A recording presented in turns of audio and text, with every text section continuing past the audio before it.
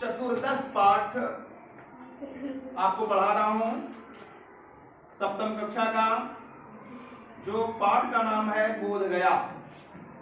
आप देखिए, चतुर्दश पाठ बोध गया। चतुर्दश पाठ मतलब 14वीं पाठ, समझ गए।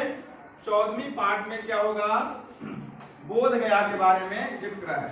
तो आज हम आपको बोध गया के बारे में बहुत ही रमणीय चीज बताएंगे, बहुत ही अच्छा चीज बताएंगे, जो आप सुनेंगे तो बहुत सारी जानकारी आपको प्राप्त होगी। कहता है, बिहार राज्य से गया मंडले अवस्थितः बोध गया नाम ग्रामः अद्य महतीम प्रसिद्धिम प्राप्नोति। कहते हैं बिहार राज्य में एक गया जिला है, उस गया जिला में एक बोध गया नाम का गांव है, और आजकल जो है वह गांव जो है पूरा संसार में बहुत ज्यादा प्रसिद्धि प्राप्त कर ली है, उसने बहुत ज्यादा अपना ख्याति प्राप्त कर ली। अत्र राजकुमारः सिद्धार्थ वैशाख पूर्णिमायां बोधिं प्राप्तवान। यहाँ पे वैशाख पूर्णिमा में जो राजकुमार थे उनका नाम सिद्धार्थ था, उस सिद्धार्थ ने वैशाख पूर्णिमा तिथि को बोधिं प्राप्तवान मतलब उन्होंने ज्ञान को प्राप्त कर लिया।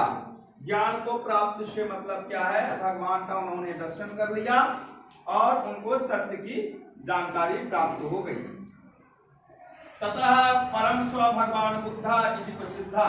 और जब ज्ञान प्राप्त हो गया तो वो क्या हो गए, गौतम बुद्ध हो गए, अर्थात बुद्ध कहलाए, और फिर जो है पूर्णता आगे चल के गौतम बुद्ध के नाम से ये ख्याति प्राप्त हो गई। बौद्ध धर्मस्य सर्वे उपासका बोध गयाम प्रति श्रद्धाम धारयन्ति। कहते हैं जो बौद्ध लोग हैं, बौद्ध किसको कहते हैं, जैसे हिंदू धर्म होता है, सिख, ईसाई, इसी प्रकार बौद्ध धर्म ही होता है, ठीक है। तो उसमें बौद्ध धर्म के जो लोग हैं उसको, उन लोगों को ये गया में जो ये है आपका बोध गया जो है इनके लिए बहुत ज्यादा महत्वपूर्ण स्थान रखता है। इसके बारे में इन लोगों के प्रति बड़ा ही श्रद्धा और विश्वास भरा हुआ है इस जगह के लिए। अत्र अद्य तत्र प्राचीनः अश्वत्थ वृक्षा वर्तते। आप जब बोध गया जाएंगे वहां पे, तो वहां देखेंगे वहां पीपल का एक विशाल पेड़ है। उस विशाल पेड़ में तस्यैव छायायां बुद्धः तपस्यां कृतवान। कहते हैं उसी के नीचे, पीपल के वृक्ष के नीचे वो भगवान बुद्ध जो राजकुमार थे वहीं पे वो तपस्या किए, वहीं पे उनको ज्ञान प्राप्त हुआ और बुद्ध कहलाए।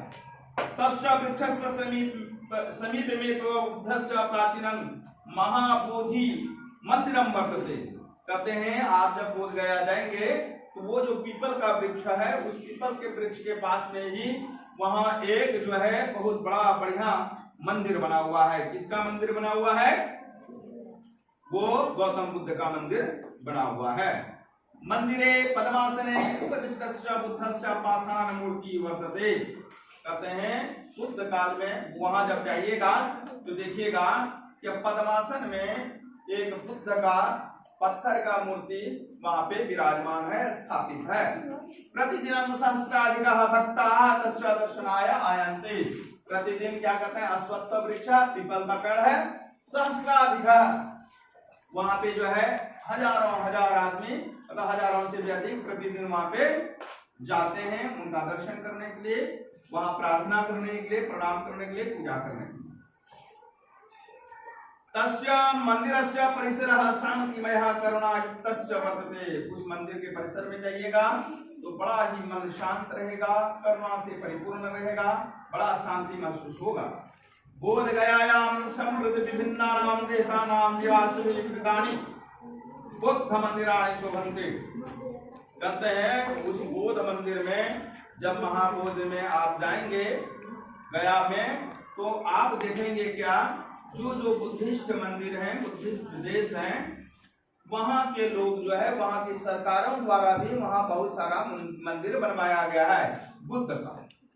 समझ रहे कैसे, जैसे बर्मा, म्यांमार उन्होंने बनवाया है, वहां थाईलैंड उनका भी एक मंदिर है वहां पे।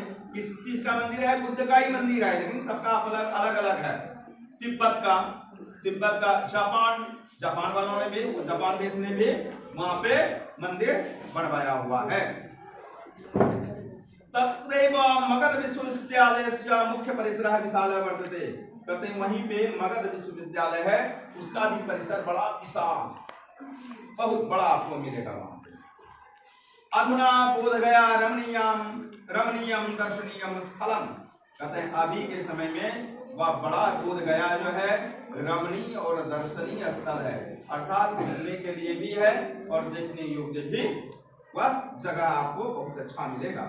संपूर्ण परिसरस्य स्वच्छता परिवहन व्यवस्था च रमणीया वर्तते। कहते हैं उस परिसर में जब आप पहुंचिएगा, उस परिसर में पहुंचने के बाद आप देखिएगा उस परिसर में बड़ा ही स्वच्छतापूर्ण व्यवस्था रहता है, बहुत ही अच्छा रहेगा। आपका मनोरंजक व्यवस्था वहां मिलेगी, आपको इतना अच्छा मन लगेगा वहां कि आप जब देखेंगे बिल्कुल शांति सा महसूस आप वहां पे करेंगे। ठीक है। वर्षम यावत पर्यटकाः बोधगयाम गत्वा आत्मानं धन्यं मन्यते।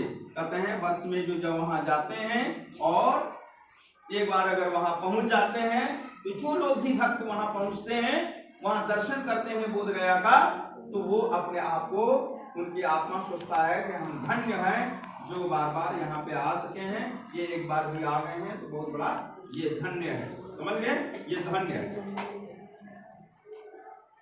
अत्र निरंजना नदी पार्श्वे प्रवहति। कहते हैं यहीं पे आप देखेंगे बोधगया जहाँ पे है उसके बगल में ही निरंजना नाम की एक नदी बहती है। जैसे आपके बगल में यहाँ गंगा नदी बहती है, आपके बगल में इधर चंदन नदी बहती है, तो वहां क्या है? निरंजना नदी। समझ रहे? निरंजना नदी वही बिल्कुल पास में ही बहती है। उस निरंजना नदी की खासियत या जो भी है, गर्मी के दिन में वो सूख जाती है, लेकिन गर्मी जैसे ही खत्म होगी तो फिर पुनः उसमें जल आ जाती है। ग्रीष्म काले साशुष्यते प्रशासनम बोधगया विकासाय निरंतरम प्रयासम करोते। और प्रशासन लोग जो है वहां पे बोधगया के संरक्षण के लिए, उसके विकास के लिए तरह तरह का नया नया प्रयास करते रहते हैं और उसका विकास बढ़ते जा रहा है, बहुत अच्छा होते जा रहा है। वयमयि तत्र गत्वा परिसरस्य भ्रमणं कुर्यामा। हम लोगों को भी होना चाहिए कि हम लोग क्या करें? गया जाएं और वहां हम लोग भ्रमण करें। समझ गए? तो इसी के साथ में ये पाठ संपन्न हुआ। आप लोग जो है इसका क्वेश्चन आंसर हम करवा देंगे। इसका आप शब्द को जो है अच्छे तरीके से याद करके आइएगा। देख लीजिएगा यहाँ शब्दकोश है बिहार राज्य, बिहार राज्य के गया मंडल में। और क्या है कीजिएगा, धीरे धीरे पढ़ने सीखिएगा। जो आपको कठिन होगा उसको नोट कर दीजिए, अंडरलाइन कर दीजिए किताब में। ये कठिन है, ये पढ़ा नहीं जाएगा, मैं उसको 2-3 भागों में तोड़ के आपके लिए अच्छा प्रयास कर दूंगा। चलिए इसी के साथ में आज की कक्षा समाप्त होती है। ये जिसकी पुस्तक है